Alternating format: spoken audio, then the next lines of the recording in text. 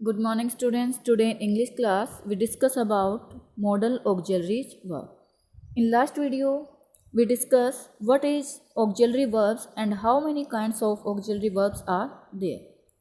We read about there are two kinds of auxiliary verbs, primary auxiliary verbs and modal auxiliary verbs. We have already discussed about primary auxiliary verbs. Now we discuss about modal auxiliary verbs. What are modal auxiliary verbs? Modal auxiliary verbs are helping verbs used with the main verb to express obligations, possibility, permission, necessity, etc. तो बेटा model auxiliary verbs भी आपके primary auxiliary verbs की तरह ही होती हैं. ये जो इनको भी हम हेल्पिंग वर्ब भी कहते हैं और इनको हम मेन वर्ब के साथ यूज करते हैं किसी obligations, possibility, permission, necessity etcetera को शो करने के लिए. Now what is the difference between primary auxiliary verbs and modal auxiliary verbs? Primary auxiliary verbs. In these verbs, the main verb change according to the primary auxiliary verb. But in modal auxiliary verbs, we always use verb first form. So this is the difference between primary auxiliary verbs and modal auxiliary verbs. Modal auxiliaries are can, could, will, would, shall, should, must, ought to, may, might, used to, need and dare. These are the modal auxiliary verbs. Now we discuss the uses of modal auxiliary verbs. First is can. Can is used to show ability. तो can का use हम किसी की योग्यता को दर्शाने के लिए करते हैं. For example, I can solve this sum. You can take another examples also. He can cross the river.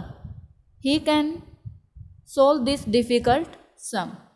Next use is for taking और गिविंग परमिशन. तो परमिशन लेने के लिए और देने के लिए हम कैन का यूज करते हैं. This is the informal permission. Can I take this book? Yes, you can take it. Next kind is could. First use is to show the past ability. तो past की ability को show करने के लिए हम could का use करते हैं और present की ability को show करने के लिए हम use करते हैं can. Could is the past form of can. For example, I could swim when I was young. So here we include when I was young. So it is about past. So we use here could. If we write this sentence like I dash cross the river. So it is in present, then we write here can. Okay, next use is used to show mild request. Means polite request. Polite request को show करने के लिए भी हम could का use करते हैं. Could you open the door please. These are the usages of can and could. Next kind is will. Will is use to express the future. Future को शो करने के लिए हम विल मॉडल ऑक्सिलरी वर्ब का use करते हैं. Future को show करने के लिए बेटा will and shall both are use to show the future. Will is use with second and third person and shall is used with first person with I and we. For example, he will come tomorrow. Next kind is would. Would is the past form of will. First use is to express past tense of will. This is used in indirect speech. When we change direct speech into indirect speech, if the direct speech is in future tense, then we change will into would. For example, he said that he would go. Next use is to express habit of permanent nature. Permanent nature की कोई habit दी गई है बेटा, उसको express करने के लिए हम वुड यूज करते हैं. He would always speak the truth. Means permanently उसकी ये हैबिट है. Next to express a wish, wish को एक्सप्रेस करने के लिए हम वुड का यूज़ करते हैं। और ये विश कैसे होते हैं बेटा, ये एक इमेजिनेशंस वाली विश होती है जो फुलफिल नहीं हो सकती। And in this sentence at last sign of exclamation mark is used and after the fill up that word is used. For example, would that I were a king. Next use is to show a conditions situations in the past. Conditional situation, तो conditional situations की जो भी past की है उसको show करने के लिए भी हम वुड का यूज करते हैं। If he worked hard he would पास। तो यहाँ पे इफ़ जो वर्ड है कंडीशन को शो करता है, और हार्ड वर्क जो आपकी सेकंड फॉर्म है जो पास्ट को शो करती है, इसलिए हमने यहाँ पे वुड यूज किया है। If the conditional sentences is in present then we use will. For example, if he works hard then we use he will pass. Next use is to express a polite request. polite request को show करने के लिए हम would का use करते हैं। For example, would you lend me 100 rupees? These are the uses of will and would. Next kind is shall.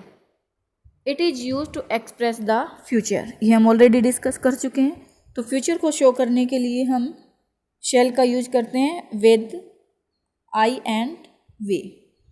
और कोई डिटर्मिनेशन दिया गया है तो उसके साथ हम सेकंड और थर्ड पर्सन के साथ हम शेल का यूज करते हैं। For example, I shall go to play, this show the future tense. Next kind is should, to express past tense of shall. Sorry यहाँ पे मिसप्रिंट है, हेयर वी राइट शेल। तो शेल के past tense को express करने के लिए हम शुड का यूज करते हैं। And this is also used in indirect speech. He told me that I should go. Next use is to express moral obligation, suggestions etcetera. Moral obligations या फिर कोई सजेशन दिया गया है तो उसके लिए भी हम शुड का यूज करते हैं। For example, we should respect our elders. Next is to express condition in making of conditional sentences. Conditional sentences में condition word को show करने के लिए हम should modal auxiliary का यूज करते हैं। ये जो word है if के place पे यूज किया जाता है। For example, should you work hard, he will pass. Next use is sentences containing last are always followed by should. तो जिन sentences में last word यूज किया जाता है उनमें हम हमेशा should modal auxiliary word का यूज करते हैं। For example, walk slowly lest you should fall. These are the uses of shall and should modal auxiliary word. Next kind is must. It is used by authority to express compulsion, necessity, advice and obligations. तो must modal auxiliary verb का जो use है बेटा वो किसी compulsion को show करता है, मीन्स वो चीज़ करना हमारे लिए कंपल्सरी है, otherwise you will also punish. For example, you must not talk loudly in the library. It is compulsion for you, you must not talk in the library. So for the compulsions, for advice, for obligations and necessity, we use must. Next modal auxiliary word is ought to. It is used to express duty on proper moral grounds. तो proper moral grounds में duty को express करने के लिए हम ought to modal auxiliary verb का use करते हैं। For example, you ought to help your brother because he is in difficulty. तो ought to का यूज बेटा हम कहाँ यूज करते हैं, ये हमारी प्रॉपर ड्यूटी को शो करता है, चाहे हम वो हेल्प करना ना चाहें लेकिन फिर भी हमें वो करनी पड़ेगी, तो इसके लिए हम यूज करते हैं ought to.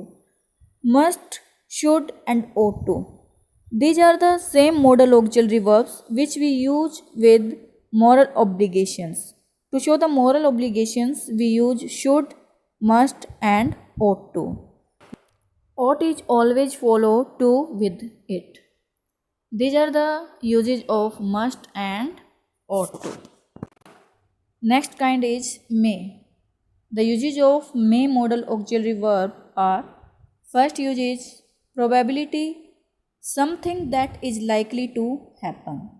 तो प्रोबेबिलिटी को शो करने के लिए, संभावना को व्यक्त करने के लिए हम मे मॉडल ऑक्सिलरी वर्ड का यूज करते हैं. For example, it may rain today. Possibility को शो करने के लिए हम मे मॉडल ऑक्सिलरी वर्ड का यूज करते हैं. और ये पॉसिबिलिटी कैसी होती है? जिसकी संभावना बहुत ज़्यादा होती है. For example, it may rain today.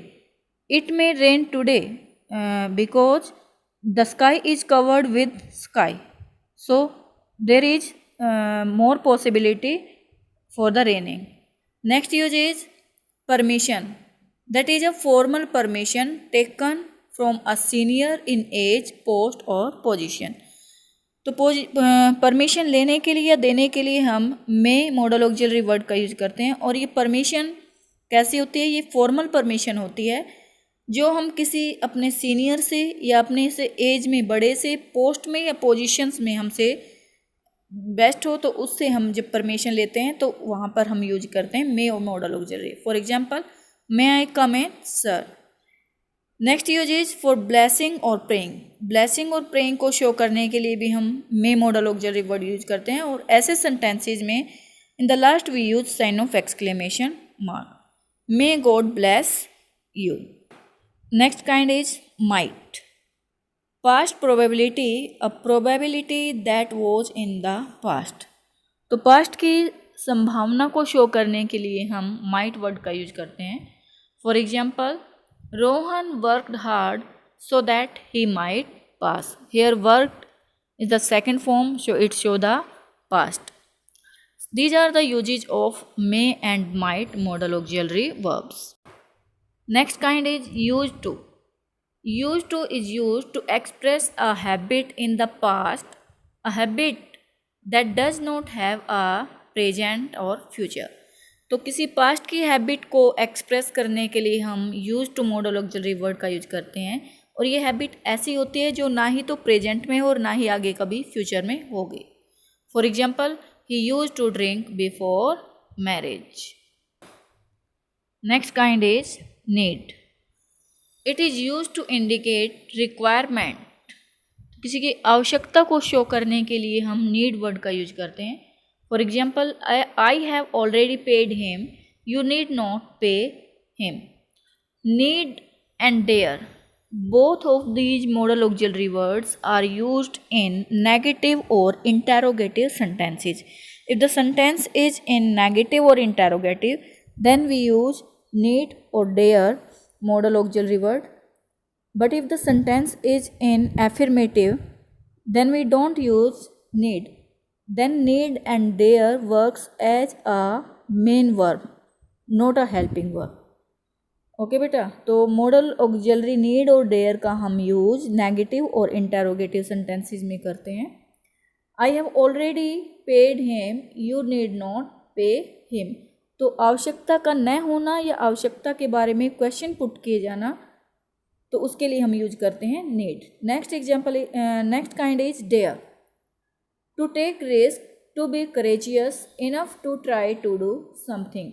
किसी चीज़ के लिए रिस्क लेना या किसी चीज़ को ऐसा करने के लिए साहस दिखाना जिसके लिए उसके अंदर हिम्मत ना हो. डेयर मीन्स हिम्मत. तो करेज के बारे में क्वेश्चन पुट किए जाना या उसके बारे में करेज ना होना, इस चीज़ को शो करने के लिए हम यूज करते हैं dare. For example, I dare not see the lion. तो ये साहस की कमी को शो करता है. तो दोनों ही आपके नीड और डेयर, दोनों ही मॉडल ऑक्सिलरी वर्ड हम नेगेटिव और इंट्रोगेटिव सेंटेंसेज में यूज करते हैं. एफर्मेटिव सेंटेंसेज में इनका यूज नहीं किया जाता. एफर्मेटिव सेंटेंसेज में ये मेन वर्ब को शो करेंगे, ना कि किसी हेल्पिंग वर्ब को. These are the usages of modal auxiliary verbs. I hope students you understand it. Thank you students. Have a nice day.